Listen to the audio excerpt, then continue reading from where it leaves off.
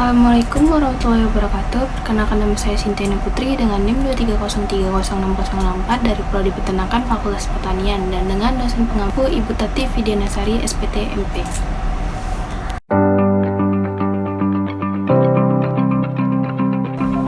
Di sini saya akan menjelaskan tentang topografi organ dalam kelinci. Yang pertama ada hepar atau hati yang terdiri dari dua lobus, yaitu lobus kanan dan lobus kiri. Yang kedua ada vesica velea atau kantong empedu yang letaknya berada di sekitar hati. Yang ketiga ada ventriculus atau lambung yang terbagi atas tiga bagian, yaitu bagian awal atau kardia, bagian kedua ini ada fundus, dan bagian bawah ada pilorus. Lalu yang keempat ada lien. Lien merupakan perantara antara lambung dan usus halus. Yang kelima ada intestinum tenue atau usus kecil. Bentuk intestinum tenue atau usus kecil bentuknya halus berwarna agak merah, dan selanjutnya ada cecum yang ukurannya besar dan berwarna hijau. Hijau tua merupakan kantong awal di usus besar. Selanjutnya ada intestinum crassum atau usus besar yang bentuknya seperti manik-manik. Yang selanjutnya ke vesica urinaria atau kantong kemih, gelembung yang berisi air kencing agak tebal. Selanjutnya yaitu ada diafragma. Diafragma ini merupakan bagian batas antara rongga dada dan rongga perut yang fungsinya membantu pernapasan yang berbentuk seperti lengkungan. Setelah kita membelah diafragma ini, terdapat trakea yang berbentuk seperti cincin tulang rawan. Lalu ada bronkus, merupakan cabang trakea.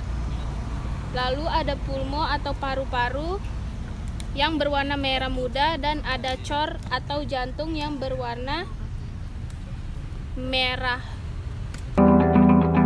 Selanjutnya saya akan menjelaskan sistem nervosum pada kelinci. Otak kelinci terbagi menjadi beberapa bagian, termasuk otak besar atau cerebrum, otak kecil atau cerebellum, dan batang otak atau pons dan medula oblongata. Otak mengatur fungsi-fungsi penting seperti persepsi sensorik, mengatur gerakan tubuh, dan proses kognitif. Yang kedua ada sumsum tulang belakang. Sumsum tulang belakang merupakan bagian dari sistem saraf pusat yang berjalan melalui kanal tulang belakang. Ini adalah jalur komunikasi antara otak dan tubuh, membawa sinyal-sinyal sensorik dari tubuh ke otak dan mengirimkan sinyal motorik dari otak ke tubuh. Selanjutnya saya akan menjelaskan sistem digasteria pada kelinci. Proses digasteria yang paling awal adalah kapum oris atau mulut dengan bantuan enzim amilase yang berfungsi untuk memecah karbohidrat atau pati menjadi gula sederhana. Selanjutnya ada esofagus sebagai saluran yang mengantarkan makanan ke lambung. Nah, untuk bagian keempat ada ventriculus. Di dalam ventriculus terjadi proses pencernaan protein menggunakan enzim pepsin yang diubah menjadi pepton. Selanjutnya ada intestinum tenue. Di dalam intestinum tenue dibagi menjadi dua bagian. Yang pertama ada duodenum sekitar 37 cm, lalu jejunum sekitar 12 cm, dan ileum sekitar 33 cm. Selanjutnya ada cecum. Pada cecum, makanan yang dicerna seratnya diubah menjadi mikronutrien. Pada bagian yang terakhir ada rektum dan anus. Anus yang mengeluarkan feses lunak yang akan dicerna kembali dengan cara dijilat. Hal ini disebut kropopragi. Dan yang terakhir adalah anus sebagai saluran pembuangan feses.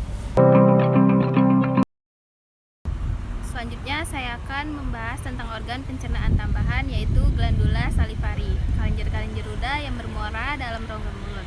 Glandula parotis sepasang terletak di belakang mandibula atau di bawah telinga. Yang kedua ada glandula sublingualis di bawah lingua.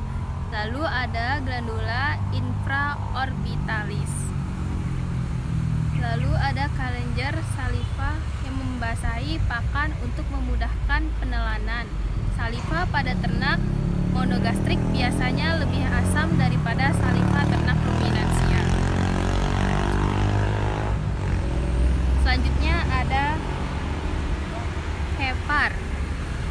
Hepar atau hati. Condong terletak di sebelah sisi kanan tempat metabolisme protein, lemak, dan karbohidrat, serta sebagai tempat pusat detoksifikasi senyawa beracun di dalam tubuh. Hepar atau hati juga menghasilkan cairan empedu yang dialirkan melalui ductus hepatisku menuju vesika velea. Lalu yang terakhir ada pankreas. Terdapat di antara duodenum, pars ascendens dan pars descendens, menghasilkan dua macam getah, yaitu getah enzim yang disalurkan melalui diskus pankreatikus ke duodenum. Lalu ada hormon disalurkan langsung ke dalam darah atau tidak melalui saluran keluar. Nah, selanjutnya saya akan membahas tentang sistem sirkulasi darah pada kelinci, yang dimana di dalam sistem sirkulasi darah ini ada beberapa organ yang berperan penting. Yang pertama itu ada cor atau jantung, yang terdiri dari atrium dexter, atrium sinister, ventricle dexter, dan ventricle sinister. Yang kedua yaitu ada arteri, yang merupakan saluran darah yang mengangkut darah yang kaya oksigen dari jantung ke jaringan tubuh. Dan yang ketiga ada arteri, merupakan pulmonaris, yang merupakan pembuluh darah yang mengalirkan darah dari jantung ke paru-paru. Dan yang berikutnya ada vena, yang merupakan pembuluh darah yang mengangkut darah kembali ke jantung dari tubuh. Berikutnya ada vena pulmonalis, yang merupakan pembuluh darah yang mengantarkan darah dari paru-paru ke jantung. Nah, yang terakhir itu ada aorta, yang merupakan pembuluh darah utama yang menghubungkan jantung ke seluruh tubuh. Sirkulasi darah ini sirkulasi darah pada kelinci itu dimulai dari darah yang mengandung oksigen akan masuk ke pulmo atau paru-paru, lalu akan disaring pulmo. Setelah itu darah dari pulmo tadi pertama kali akan masuk ke bagian serambi kiri atau atrium sinister melalui pembuluh darah vena pulmonalis, lalu akan diteruskan ke dalam bilik kiri dan kemudian dialirkan ke seluruh tubuh melalui pembuluh darah arteri. Setelah darah dimanfaatkan oleh masing-masing organ, darah akan kembali ke jantung di bagian serambi kanan atau atrium dexter, lalu menuju ke bilik kanan atau ventricle dexter. Di antara serambi kanan dan bilik kanan terdapat 3 katup. Selanjutnya darah yang sudah sampai di bilik kanan akan dialirkan menuju paru-paru melalui arteri pulmonalis. Darah yang sudah dibersihkan oleh paru-paru, kemudian CO2 atau karbon dioksida dibuang melalui udara atau mulut. Setelah itu hidung menghirup O2 atau oksigen untuk dimasukkan ke dalam pulmo atau paru-paru. Selanjutnya saya akan menjelaskan tentang pernapasan. Yang pertama ada nares, organ pernapasan yang pertama atau yang sering disebut dengan lubang hidung. Lubang hidung ini berguna untuk mengambil udara agar kelinci bisa bernapas dengan baik. Yang kedua ada glotis dan laring. Posisinya ada di pangkal trakea, bagian atas glotis dan laring mempunyai perbedaan, yaitu laring itu adalah pangkal dari trakea bagian atas, sedangkan glotis itu adalah celah masuknya udara ke dalam trakea. Yang ketiga ada trakea, merupakan organ pernapasan yang berbentuk pipa dan terdiri dari cincin-cincin tulang rawan.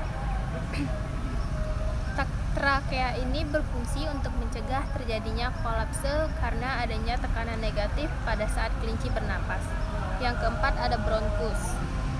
Bronkus yaitu bronkus kanan dan bronkus kiri, di mana nanti bronkus ini akan berhubungan dengan alveolus yang ada di dalam pulmon.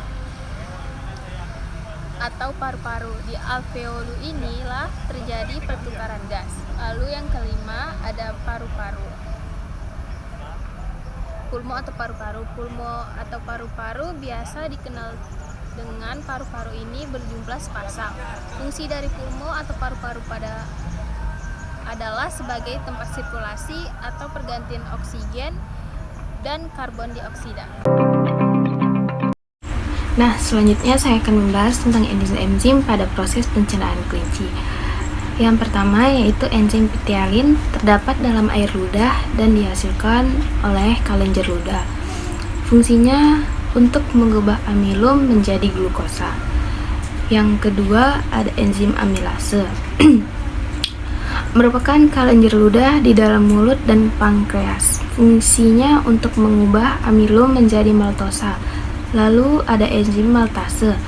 Ada di usus 12 jari, fungsinya untuk memecah molekul maltosa menjadi molekul glukosa.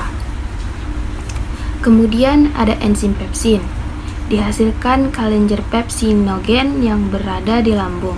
Pepsinogen akan bereaksi dengan asam lambung jadi pepsin. Fungsinya memecah molekul protein menjadi pepton.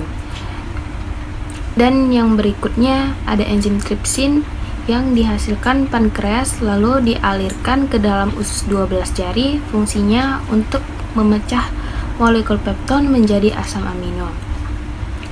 Berikutnya ada asam klorida atau HCl atau yang bisa disebut dengan asam lambung. Dihasilkan oleh kelenjar di dalam dinding-dinding lambung. Fungsinya untuk membunuh mikroorganisme tertentu yang masuk bersama-sama makanan. Berikutnya ada cairan empedu yang dihasilkan oleh hati dan ditampung dalam kantong empedu. Fungsinya untuk memecah molekul lemak menjadi butiran-butiran yang lebih halus sehingga membentuk emulsi. Dan yang terakhir ada enzim lipase yang dihasilkan oleh pankreas lalu dialirkan ke dalam usus 12 jari. Enzim lipase dihasilkan oleh lambung juga, tapi dalam jumlah yang sangat sedikit. Fungsinya untuk memecah molekul lipid menjadi asam lemak dan gliserol. Nah, selanjutnya saya akan membahas tentang RROA atau rumen, retikulum, omasum, dan abomasum. ROA ini merupakan lambung pada ternak ruminansia. Nah, yang pertama itu ada rumen.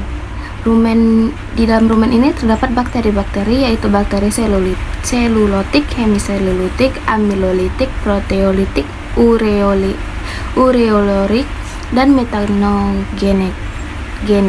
Berikutnya ada retikulum, fungsinya untuk menyortir partikel berdasarkan ukuran dan membentuk gerakan memutar untuk mengaduk dan mencerna makanan. Lalu ada omasum, fungsinya menyerap air, asam lemak tertentu, dan natrium. Lalu ada abomasum yang merupakan lambung keempat sebagai proses pencernaan secara kimiawi.